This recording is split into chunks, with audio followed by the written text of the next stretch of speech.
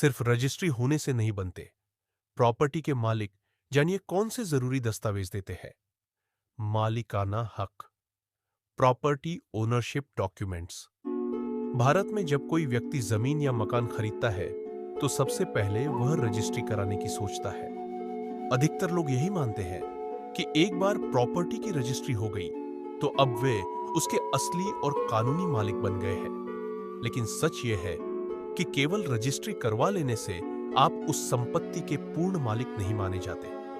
इस प्रक्रिया को पूरी तरह वैध और कानूनी रूप से संपन्न बनाने के लिए एक और अहम कदम उठाना जरूरी होता है, जिसे म्यूटेशन कहते हैं। रजिस्ट्री क्या है और इसकी जरूरत क्यों?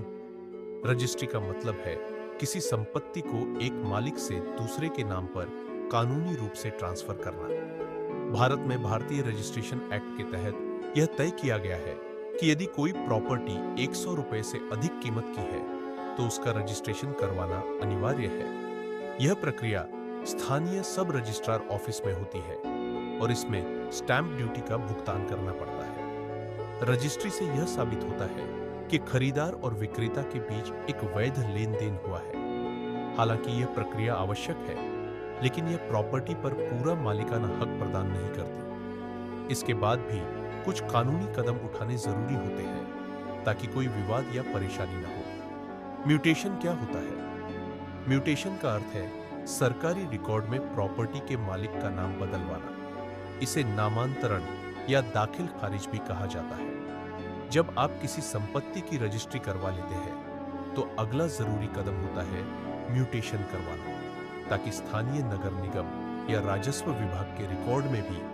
आप ही उस प्रॉपर्टी के असली मालिक के रूप में दर्ज हो सके। सरकारी रिकॉर्ड में नाम दर्ज होना इसलिए जरूरी है क्योंकि यही दस्तावेज भविष्य में टैक्स भुगतान, लोन या कानूनी मामलों में सबसे अहम भूमिका निभाते हैं। म्यूटेशन न करवाने के नुकसान। अगर आपने म्यूटेशन नहीं करवाया तो कई तरह की परेशानियों का सामना करना पड़ सकता है। म्यूटेशन न करवाने के नुकसान। अगर आपने म्यूटेशन नहीं करवाया तो कई तरह की परेशानियों का सामना करना पड़ सकता है। कानूनी अधिकार अधूरे।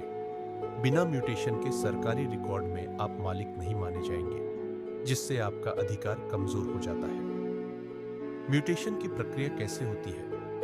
म्यूटेशन करवाने के लिए आपको अपने क्षेत्र की नगर पालिका, नगर निगम या तहसील कार्यालय में आवेदन करना होता है। नीचे दी गई प्रक्रिया अपनाएं। दस्तावेज तैयार रखें। रजिस्ट्री की प्रति स्टाम्प ड्यूटी और भुगतान का प्रमाण। विक्रय अनुबंध, सेल डीड। रजिस्ट्री की प्रति स्टाम्प ड्यूटी और भुगतान का प्रमाण। विक्रय अनुबंध, सेल डीड। जांच और सत्यापन। अधिकारी आपके दस्तावेजों की जांच करते हैं और यदि सब कुछ सही पाया गया तो प्रक्रिया को आगे बढ़ाया जाता है। म्यूटेशन प्रमाण पत्र जारी। सत्यापन के बाद संबंधित विभाग आपको म्यूटेशन प्रमाण पत्र देता है, जिसमें अब आपका नाम मालिक के तौर पर दर्ज होता है। यह प्रक्रिया कुछ दिनों से लेकर कुछ हफ्तों तक चल सकती है, इसलिए धैर्य रखें और समय समय पर अपडेट लेते रहें। प्रॉपर्टी खरीदते समय किन बातों का रखें ध्यान? कानूनी स्थिति की जांच। प्रॉपर्टी के सभी कागजों की गहराई से जांच करें। मालिकाना हक, लोन, विवाद या केस की स्थिति जरूर जानें। लोन और गिरवी। यह सुनिश्चित करें कि प्रॉपर्टी पर कोई बकाया आरण या गिरवी तो नहीं है। वैध दस्तावेज। सभी दस्तावेज जैसे खसरा खतौनी, रजिस्ट्री, नक्शा, बिल्डिंग परमिट आदि की जांच करें। रजिस्ट्री के तुरंत बाद म्यूटेशन। रजिस्ट्री के बाद म्यूटेशन करवाना बिल्कुल न भूलें, ताकि भविष्य में कोई कानूनी परेशानी न आए। निष्कर्ष, प्रॉपर्टी खरीदना एक बड़ा निर्णय होता है और इसमें किसी भी तरह की लापरवाही भारी पड़ सकती है। सिर्फ रजिस्ट्री करवा लेना ही काफी नहीं है। असली मालिकाना हक तभी मिलता है जब सरकारी रिकॉर्ड में भी आपका नाम दर्ज हो जाए। इसलिए रजिस्ट्री के बाद म्यूटेशन करवाना जरूरी कदम है। इससे न केवल आपकी संपत्ति कानूनी रूप से सुरक्षित होगी, बल्कि भविष्य में संपत्ति से जुड़े किसी भी लेन देन या कानूनी कार्यवाही में आपको कोई परेशानी नहीं आएगी। डिस्क्लेमर: यह वीडियो केवल सामान्य जानकारी देने के उद्देश्य से है।